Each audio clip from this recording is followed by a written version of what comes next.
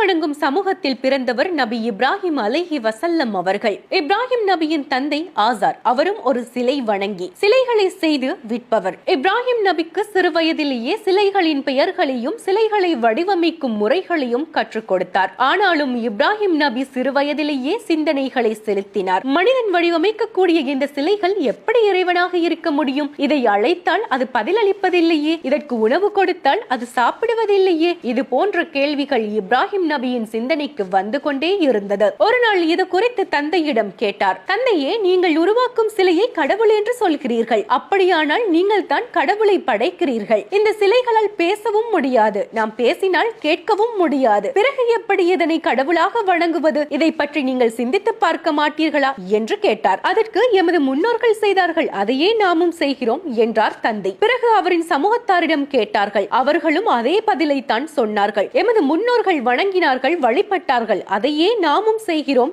என்றார்கள். கடவுள் பற்றிய தேடல் அதிகரிக்க அந்த காலத்து மக்கள் எதையெல்லாம் கடவுளாக வணங்கி வந்தார்களோ அவை அனைத்தை பற்றியும் அறிந்து கொள்ள விரும்பினார் இப்ராஹிம் நபி. அப்போதுதான் இருள் சூழ்ந்த இரவில் மின்னிக் கொண்டிருந்த ஒரு நட்சத்திரத்தை கண்டு இது என் இறைவனாக இருக்குமோ என்று தம் மக்களை கேட்க, அது மறையவே மறையக்கூடியது எப்படி இறைவனாக இருக்க முடியும் என்றார். பிறகு சந்திரனை பார்த்து இது என் இறைவனாக இருக்குமோ என்று கேட்டார். அதுவும் மறையவே எனது இறைவன் எனக்கு நேரான வழியை அறிவிக்காவிட்டால் வழி தவறிய மக்களில் நானும் ஒருவனாகி விடுவேன் என்று கூறினார். பின்னர் உதயமான பளிச்சிடும் சூரியனை கண்டு இது மிக பெரிதாக இருக்கிறது, இது என் இறைவனாக இருக்குமா என்று கேட்டார். அதுவும் அஸ்தமமாக இந்த நட்சத்திரம், சந்திரன், சூரியன் அனைத்தையும் யாரோ ஒருவரின் படைப்பு, அவனின் கட்டளைப்படியே இவைகள் இயங்குகின்றன. ஆகவே எவற்றினை இயக்கக்கூடியவன் தான் எமது இறைவன், நாம் அவனுக்கு எதையும் இணை வைக்க கூடாது என்று மக்களை நோக்கி சொன்னார். ஆனாலும் சிலை வணக்கத்தில் மூழ்கி இருந்த அந்த மக்கள் அதனை கேட்பதாக இல்லை. இப்ராஹிம் நபி அவர்கள் கடவுளை தேடுவதில் இறுதி இலக்கை அடைந்த போது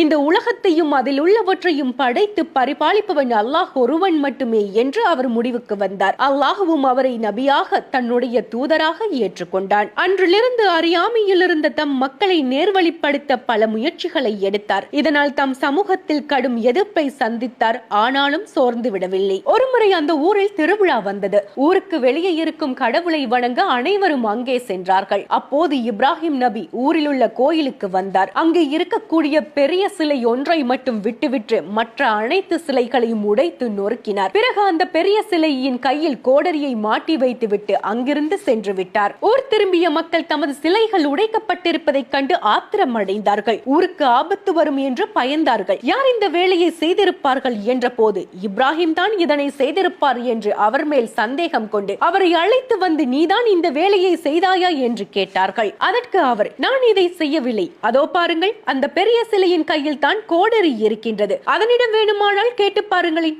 யார் உடைத்தார் என்று அது சொல்லும் என்றார். உடனே அந்த மக்கள், சிலைகள் எப்படி பேசும் என்றார்கள். இந்த சந்தர்ப்பத்தினை தான் எதிர்பார்த்து இருந்தார் இப்ராஹிம் நபி. இதனால் எந்த பயனும் இல்லாத, உங்களுக்கு எந்த தீமையும் செய்ய முடியாத, பேச முடியாத, தன்னை பாதுகாத்துக் கொள்ள முடியாத இந்த சிலையை ஏன் வணங்குகிறீர்கள்? சிந்தித்து பார்க்க மாட்டீர்களா? நம்மை படைத்த அல்லாஹுவை வணங்குங்கள் என்றார். ஆனாலும் மக்கள் அதை ஏற்றுக்கொள்ள தயாராக இல்லை. கோபத்தின் உச்சத்திற்கே போனார்கள். இவர் தம் கடவுளை குறை கூறி கடவுளுக்கு தீமை செய்கிறார், இவரை தீயிலிட்டு எரிக்க வேண்டும் என முடிவு செய்தார்கள். இப்ராஹிம் நபியும் அதனை துணிச்சலாக ஏற்றார்கள். அவர்களின் முடிவுப்படி இப்ராஹிம் நபியை நெருப்பில் எறிய தயாரானார்கள். அப்போது வந்த ஜிப்ரில் அலைஹி வஸல்லம் அவர்கள், இப்ராஹிமே, உங்களுக்கு உதவி வேண்டுமா என்று கேட்டார்கள். ஆனால் இப்ராஹிம் நபியோ, எனது இறைவன் போதுமானவன், எனக்கு யாருடைய துணையும் வேண்டாம் என்றார்கள். இப்ராஹிம் நபி அவர்கள் நெருப்பில் எரியப்பட்டார்கள். அல்லாஹ்வின் மீது கொண்ட நம்பிக்கையினால் அந்த நெருப்பு அவர்களை எந்த அளவும் சுட்டு எரிக்கவில்லை. அந்த நெருப்பு இப்ராஹிம் நபிக்கு குளிர்ச்சியாகவும் இதமாகவும் இருந்தது. நெருப்பு முழுக்க எரிந்து முடிந்ததும் சிறிய காயம் கூட